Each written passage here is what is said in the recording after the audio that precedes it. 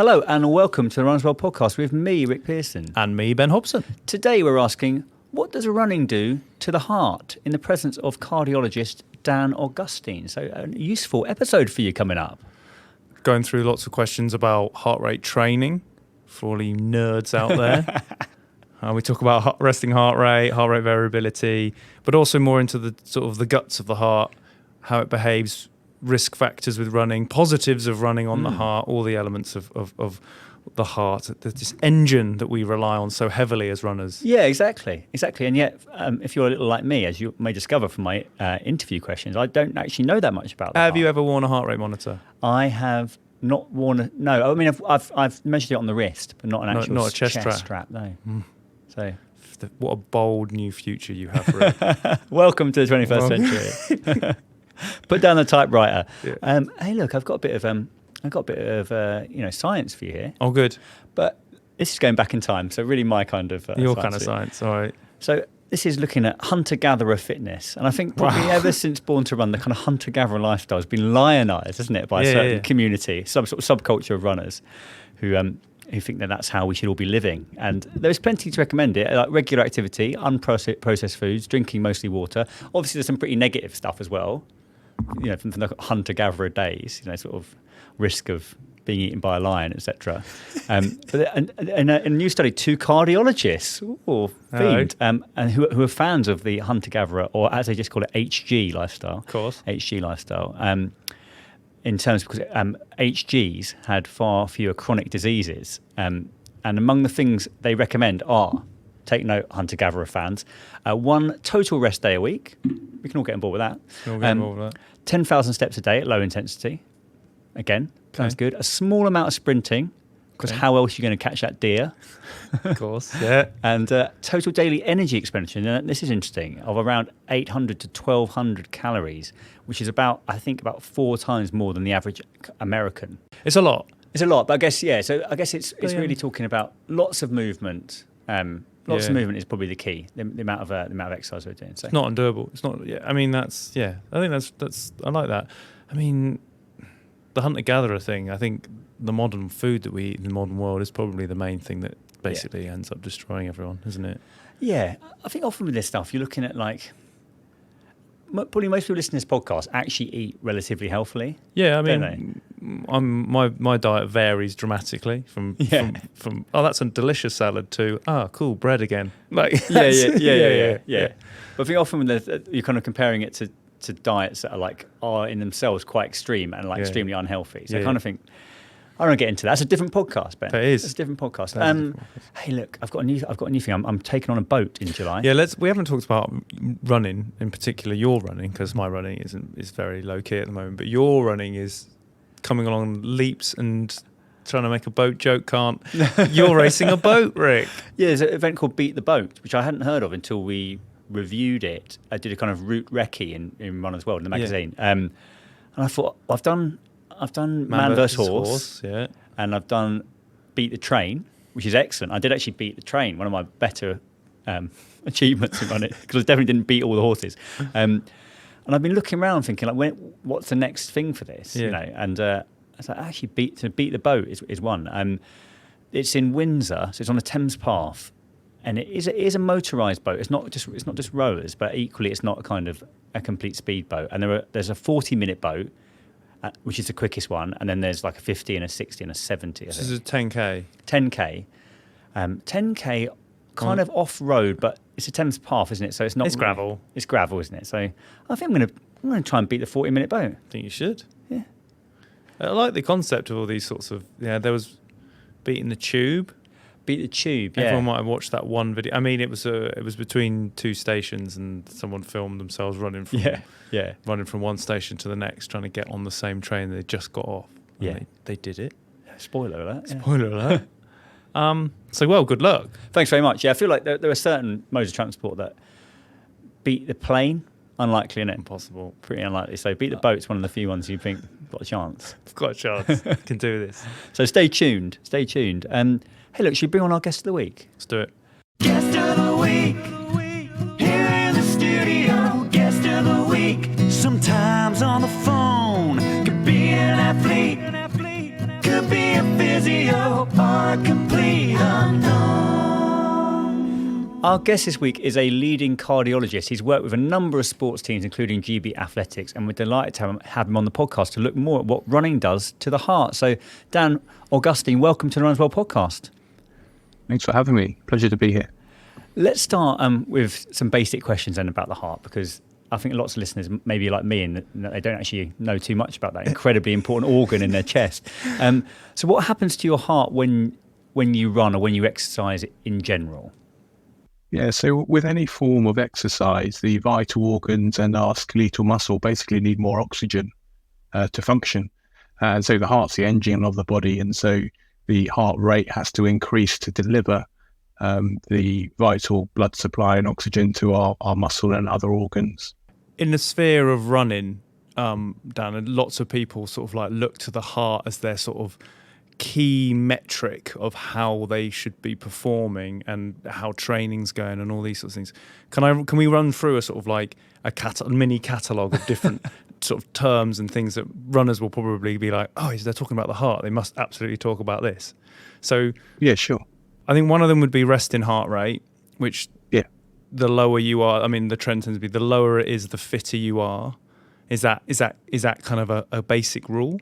Yeah, so generally speaking, the more endurance sports that you do, the more endurance running in particular that you do, the heart rate will fall. So if you imagine the heart's an engine, so initially you need to increase the amount of blood going out of the heart. So that's the cardiac output.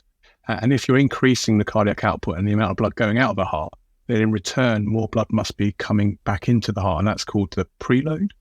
And as you do that chronically over a number of hours a week, and it only takes maybe 3 or 4 hours a week over months and years to cause these sort of adaptations. As you do that chronically, the heart becomes bigger because it's having more blood returning to it. And because it's bigger, then it can afford to pump more out with each heartbeat. And so the heart rate it doesn't need to be as high as it was before, because actually with each heartbeat, more blood is being pumped out of the heart. So that's one reason why runners over a period of time, months of running more than 3 or 4 hours a week, they'll start to develop some changes where the heart will get bigger and the heart doesn't actually need to pump as quickly, and so the heart rate falls. In addition, the nervous system has an important role to play. So there are two. If you imagine a nervous system like a seesaw, so you've got the side that activates things, that's the sympathetic side, and the side that inhibits things, which is called the parasympathetic side. And there's really good evidence that the more that you exercise, you actually increase the parasympathetic tone, or it's called the vagal tone, which acts on our own pacemakers to lower the heart rate. So there are a couple of different ways why when you become fitter, the actual resting heart rate lowers. So what's a normal heart rate? 60 to 100 probably, if you're looking at a whole population. But then as you become fitter, you get elite athletes, in heart rates in the 30s. And it wouldn't be unusual for some of your listeners who are doing, endurance running events to have heart rates in their 40s, which sometimes dip a bit lower from time to time, particularly overnight when people are sleeping. It's amazing. I think I heard that Mo Farah's heart rate was something like 29. I mean, that's mad, isn't it? Yeah. That's incredible, isn't it? Yeah. So the other one I think that most people would probably be familiar with is heart rate variability. And I think that certain tracking devices, Whoop would be one, Garmin particularly, all the sort of big watch tracking people, they've sort of lent into heart rate variability as being a marker of potential performance on a set day. So there'll be like Whoop especially sort of tracks it along with sleep and other metrics, but goes, heart rate variability is this great metric. If your heart rate variability is very high, then you're primed for performance. Can we just chat about what heart rate variability is and how it can determine or not determine athletic performance? Yeah, so it's being used more and more, and it's basically the difference in time between successive beats in terms of milliseconds. And it's felt that from a medical perspective, the lower that is, then actually the more pathology that there may be on board, or there's something that might be underlying that. I have to say that there's probably other physiological things that trigger heart rate variability, such as, it's not just about how you're exercising, but other physical things. So if you have pathologies and other physical illnesses, that might affect your heart rate variability.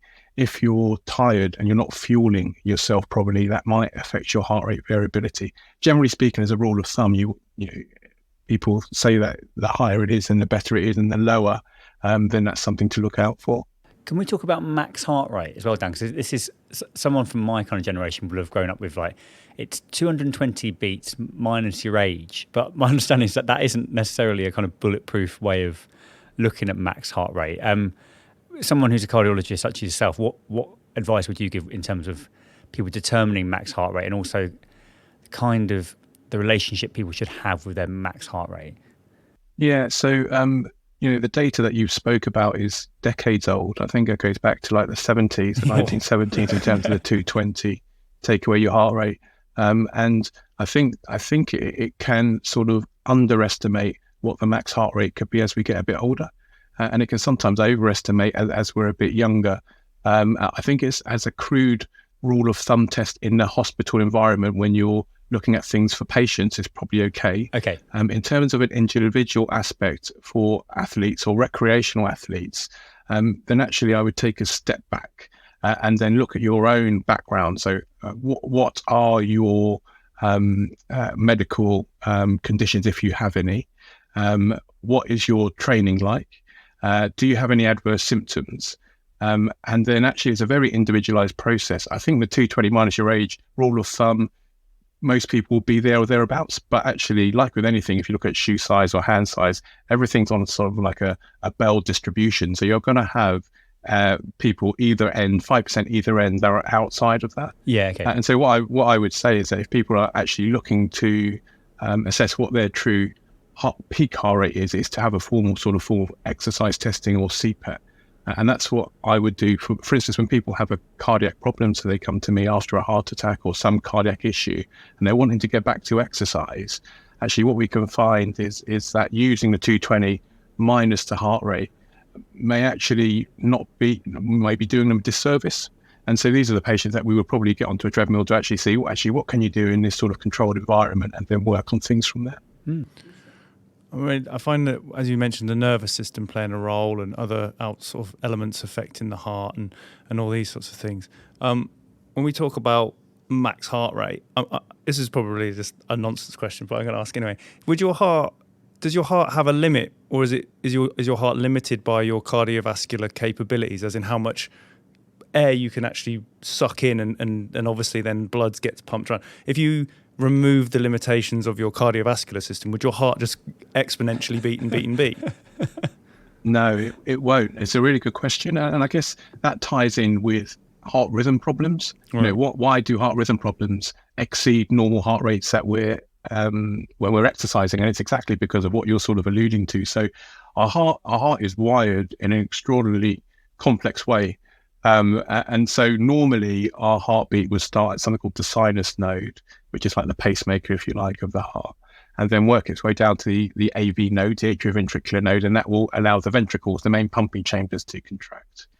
The atria, the top chambers, beat around 300 times a minute. Right. But, our heartbeat isn't 300 beats per minute. And that's because the actual conduction isn't slick enough. It doesn't allow us to conduct one-to-one. And that's why our heart rate is usually 60, 75, whatever. And that's why there's a limit in terms of a normal heart's conduction system. The issue with heart arrhythmias, rhythm problems, is that usually they can occur from a different point, not the own pacemaker, not the sinus node, and that can conduct down to the bottom ventricle sometimes much higher than our normal heart rate would do at peak intensity exercise. So in answer to your question, there is a limit in terms of the normal conduction, but actually from an abnormal conduction perspective, it can go quite high, into the 200s. Wow. Sometimes. Do we need to be careful, Dan, when we are exercising at high intensity or the kind of other end of like exercising for hours and hours on end? Is some exercise more kind of potentially dangerous for the heart? Yeah, that's a good question. So I guess I would break that down into two things. So do we need to be careful when we're pushing ourselves? I think all of us as an individual have to think about where we're coming from. So if you're coming from a background where you haven't done too much and trying to go from 0 to 100% really quickly, that's not going to work most of the time. The other thing to think about is, particularly if you're older, I would say over the age of 40, that's when cardiac risk factors start coming to the fore. So I would say to everyone, if you're over the age of 40, it's up to you to have a feel for your own cardiac risk factors. So, is your blood pressure high? What's your cholesterol? Do you have diabetes? Do you smoke? Is there a family history of heart attacks at an early age, under the age of 55 or 60? And what the NHS is really great at is between the ages of 40 and 74, GP practices offer free health checks every 5 years that will help you if you're not already aware, to see if you have any of these risk factors. So if you do, I think you need to be more cautious in terms of pushing yourself without having some sort of advice offered to you. By and large, then, if you haven't got risk factors and you've trained and you're training for things, actually, most people will push themselves to high intensity and be fine. In terms of the second question, pushing yourself for hours and hours on end. There is some good evidence. If you look at ultra marathons, even marathons and half marathons, there is some good evidence for the longer events. So you look at the ultra marathons, that you can cause temporary cardiac dysfunction, heart muscle dysfunction, and that usually in most people will resolve after 2 or 3 days. So the likelihood of permanent damage affecting the heart is low. What you can find with endurance sports is that certain cardiac conditions may become more prevalent as you're older. So over the age of 50, certain heart rhythm issues such as atrial fibrillation may be more common, and that's well known, not just in running but cycling and rowing, and that's a heart rhythm issue that comes from the top part of the heart where the heart beats slightly irregularly, and it's felt that it happens more it's a common rhythm issue anyway. Probably 20% of the population by the age of 70 would have had an episode. But when you're fitter and over the age of 50, it can happen a bit more when you're particularly undertaking endurance sports. And it's thought that that's because of the cardiac adaptation that occurs to high volume endurance sports over the years, where your atria become a bit bigger, and that can lead to the heart rhythm issue. This is the Runner's World podcast. And are these the sorts of things that either a heart screening, or as you say, like the NHS being over 40, I have received one of these checks, that's very good. Are these the sorts of things that runners need to be mindful of? I mean, I only mention it because whenever there are large mass participation events and there tragically ends, the result is that there might be a death at one of these events, more often than not, it's because of an underlying unknown heart issue. And that tends to be quite a sort of common theme. So without sort of putting the fear in everyone, and obviously myself included, I've been running a long time and I'm 40 now, and maybe what you've just been talking about, which I can't repeat because I'll get the name wrong, that thing. Atrial fibrillation. That one, thank you. Are these things that people should be worried about? Or is it actually, as you say, 20% of the population, it's not a common thing? I think worry is the wrong phrase. I think people should take the onus to know that their heart is normal. Or if it's not, to get advice to allow them to continue to exercise with modifications. So I would thoroughly recommend heart screens if you are doing higher volumes of exercise, and it's only 3 or 4 hours a week. I say only, but a lot of your listeners will be doing much more than that, just recreationally, and that's because sudden death occurs. You've just mentioned it, Ben. It occurs in mass participation sports. It occurs in team sports. It occurs on an individual basis, and when that happens, it brings out so much emotion, particularly on social media and things, that people, flock to see actually what has happened, what's caused this, and could it have been picked up.